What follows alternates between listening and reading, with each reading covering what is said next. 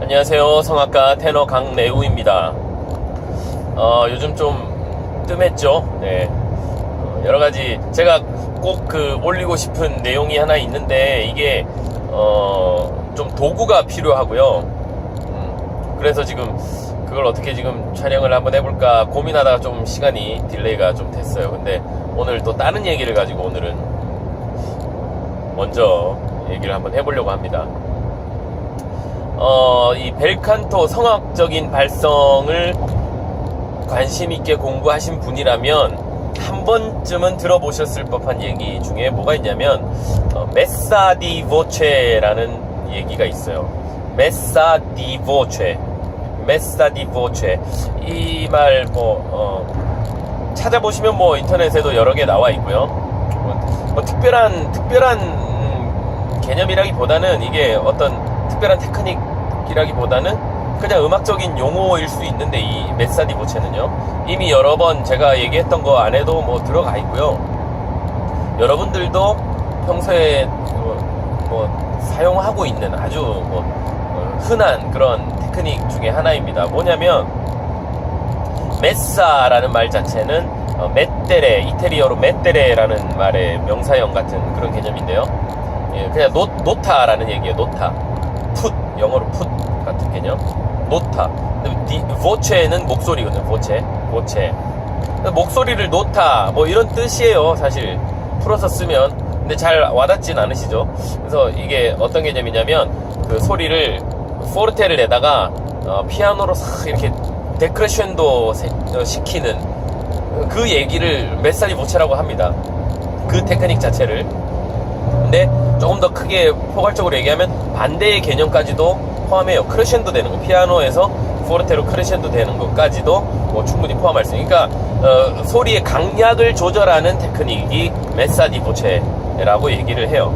그래서 이거를 이제 적절하게 노래에 잘 사용을 하면 훨씬 더 음악이 풍성해지겠죠. 그냥 처음부터 그냥 계속 같은 크기로 이렇게 가는 것이 아니라 작아졌다 커졌다를 반복해가면서 음악을 살리는 음악적인 표현의 어떤 테크닉이겠죠. 좀 발성적인 거라기보다는. 근데 이게 왜 제가 이거를 좀 이제 콕 찍어서 사실 설명을 좀 하냐면, 이 메사 디 보체에 대한 이야기들을 인터넷에도 찾아보면 많이 있거든요. 동영상 설명도 많이 있고, 옛날 대가들부터 그런 얘기들도 많이 있는데, 그분들이 늘 놓치고 얘기하는 것이 있어요. 놓치고라고는 표현은 좀 건방진 것 같고요. 그냥 크게 신경 쓰지 않고 이렇게 얘기하는 거가 입모양입니다. 입모양. 근데 입모양을 그냥 관과하고 이렇게 설명을 해요. 그냥 그 음악 강약 자체만 가지고, 결과물만 가지고 이렇게 메사 디 보체 설명을 하시는데, 저는 여기에다 꼭 입모양 얘기를 강조를 하고 싶은 거예요. 이제 예를 들면 아라는 모음으로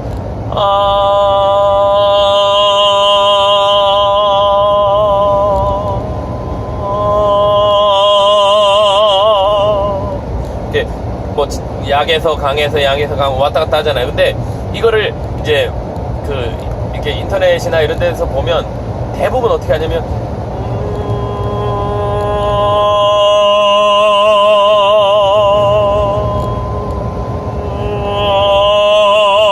이런 식으로 입을 가지고 컨트롤을 하는 걸 많이 아마 보실 겁니다.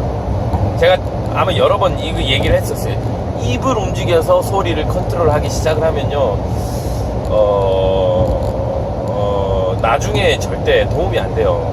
좋은 발성을 만드는데 별로 도움이 안 됩니다.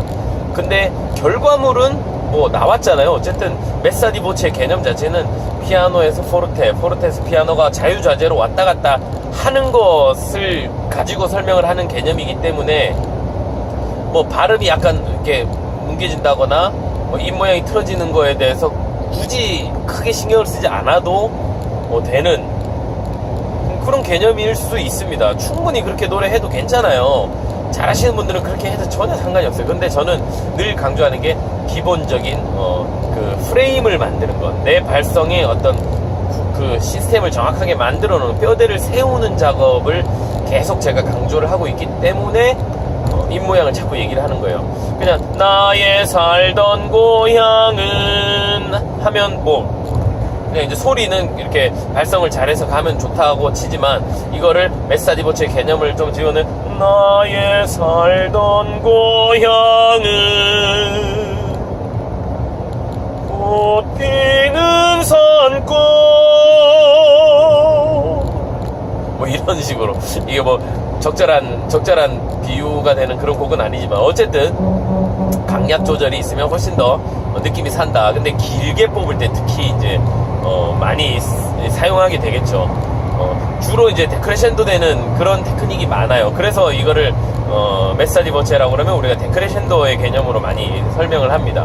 근데 이제 반대에도 충분히 적용할 수 있는 정도의 테크닉이 있어야 되는 거죠. 실제로는 그냥 이렇게 데크레셴도 되는 거 끝에 이렇게 사라지게끔 만드는 거를 중점적으로 사용하는 그런 개념입니다. 메사디보체.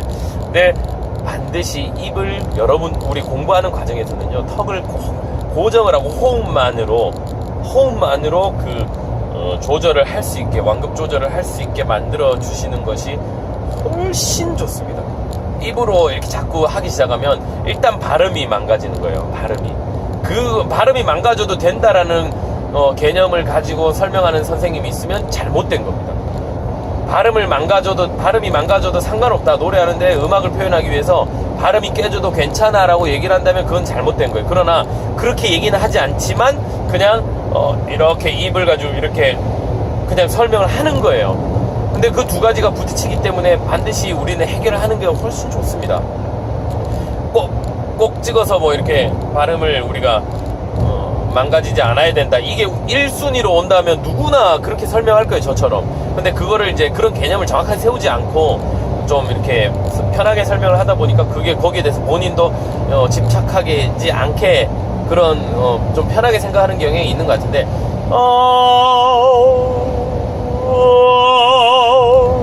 이런 거는 진짜 그냥 악기의 개념으로만 우리가 좀 설명을 하는 거지 발음의 개념으로는 절대 설명이 안 되는 거거든요.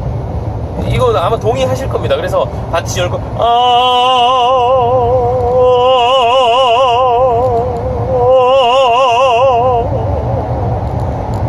고정해놓고 코에서 비강에서 소리를 시작하고 끝맺음까지 완전히 비강에서 나오는 이 콧김 영역에서만 우리가 호흡으로 조절할 수 있게끔 악기를 세팅을 해놓으면 모든 노래에 다 적용이 가능하고 어떠한 발음에서도 적용이 가능하다는 거예요. 그런 전천후가 되기 위해서 우리가 계속 기본을 공부를 하는 거거든요.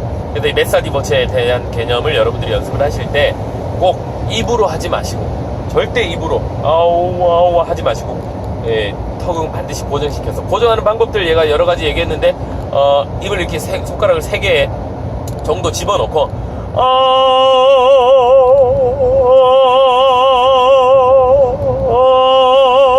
턱을 고정을 시키는 거예요. 그때 혀가 안으로 말려 들어가지 않게 최대한 해주는 게 좋습니다. 혀를 최대한 아래 이빨에다 붙여 놓으면 목구멍이 좀 열려요. 그래서 비강으로 가는 길을 훨씬 더 잘 느낄 수가 있습니다. 생각 안 하고 하면 그냥 혀가 살짝 들어가 있거든요. 그걸 여러분들이 좀 인위적으로 앞으로 좀 뺀 다음에 혀가 움직이지 않게 해놓고 호흡으로만